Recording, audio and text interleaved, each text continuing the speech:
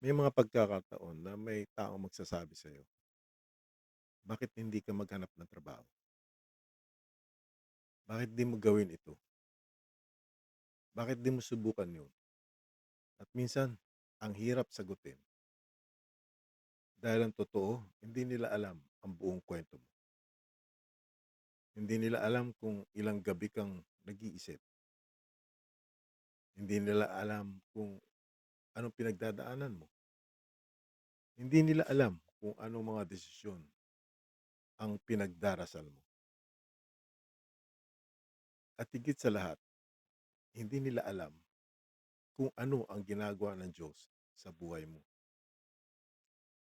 Minsan kasi kapag nakikita natin ang isang tao na parang walang progress, ang unang conclusion natin, tamad, walang ginagawa, hindi nagsisikap. Pero paano kung hindi mo talaga alam ang laban niya? Paano kung may ginagawa siyang hindi mo nakikita? Paano kung may season siya na kailangan niyang matutong maghintay? At hindi ibig sabihin nito na wala na siyang responsibility. Hindi, may responsibility pa rin tayo. Pero may pagkakaiba ang pagiging responsible sa pagpapapressure sa sarili dahil sa expectations ng ibang tao. Sabi sa Galatians chapter 6 verse 5, bawat isa ay may sariling pananagutan. Kaya oo, maaari tayong tumulong, maaari tayong magpayo, maaari tayong magmalasakit, pero hindi natin kailangan akuin ang direksyon ng buhay ng ibang tao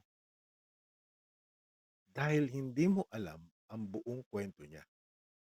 At baka ang taong hinuhusgahan mo ngayon ay tahimik palang nakikipaglaban.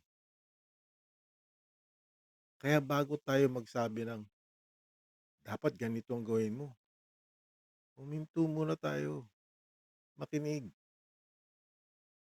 intindihin.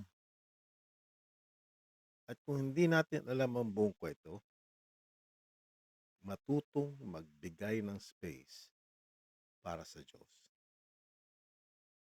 Dahil may mga bagay na hindi natin naiintindihan. Pero, alam ng Diyos.